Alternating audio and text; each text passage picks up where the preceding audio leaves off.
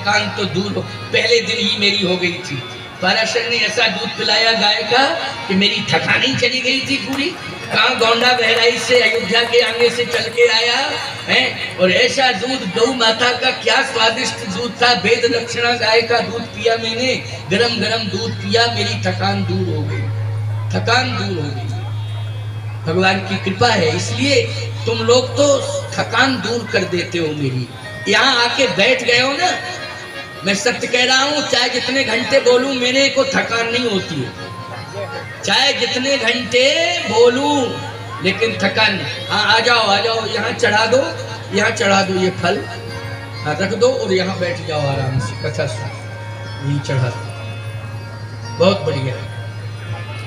अब भाई फल आए हैं तो फलों के लिए तो नहीं ना पड़ेगा वक्त है, ये फल। वाह, आप राम कथा, मैं राम कथा सुना रहा हूँ, तुम्हें राम कथा सुनने का फल मिल रहा है, वो हमें फल खाने का ही फल मिल रहा है। देखो ये सब खाऊंगा ना, अभी ले जाऊंगा, सब आनंद होगा, है ना? इसलिए दोनों को लाभ मिल रहा है, परमानंद है। आओ सुनो, विश्वामित्र जी महाराज के सामने वशिष्ठ जी महाराज आए। संवाद, दशरथ जी सोच रहे थे कि आमने सामने होंगे तो बात विवाद हो जाएगा, क्यों? क्योंकि इतनी बड़ी घटना को अंजाम दिया था।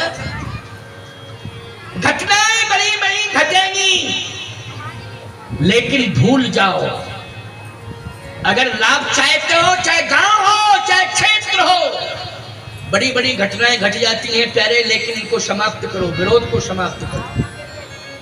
आज देखिए विश्वामित्र वशिष्ठ जी का विरोध, बोलो कितना बड़ा विरोध था, समाप्त हो रहा है कि नहीं हो रहा है?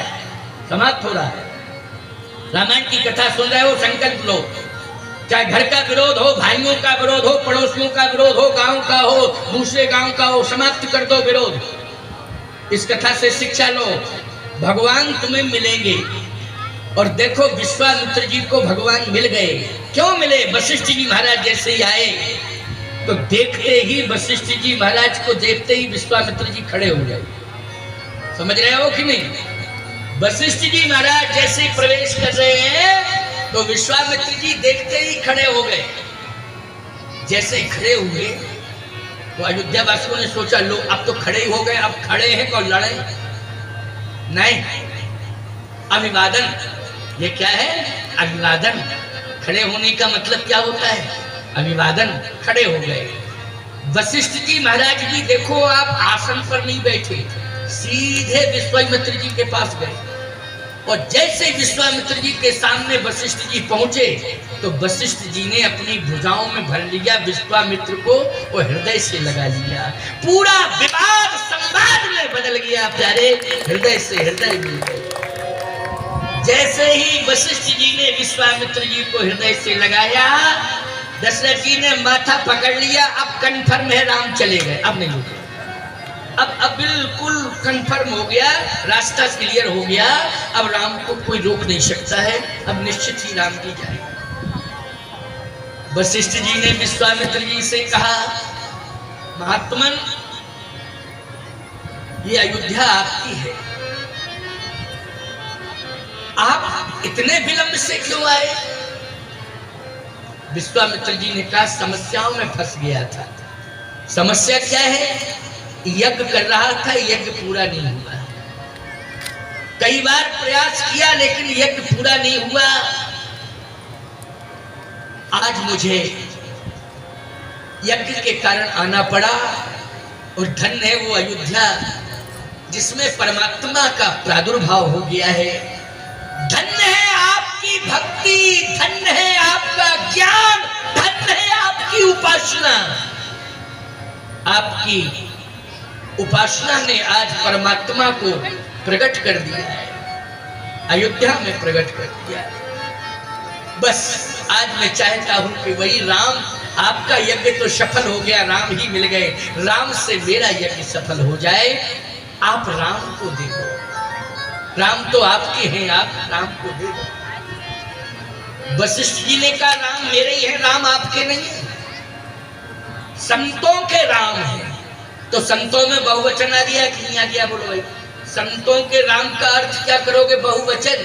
वशिष्ठ के भी राम हैं, विश्वामित्र के भी राम हैं, वामदेव जी के भी राम हैं, अत्रि जी के भी राम हैं, अगस्त जी के भी राम हैं, अंगरा जी के भी राम हैं।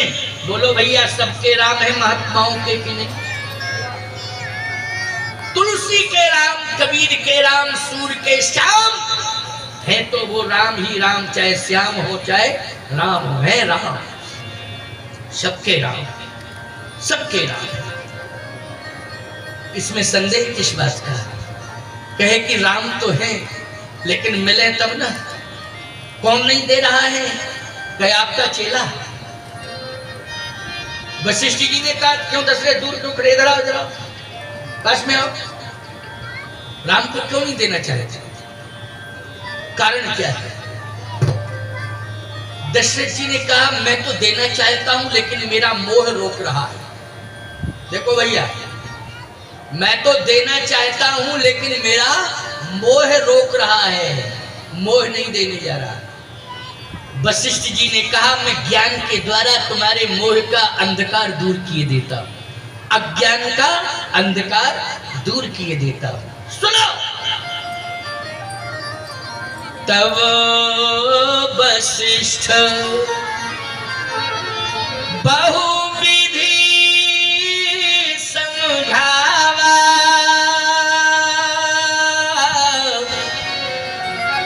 नृप संदेह नाश कह पावा।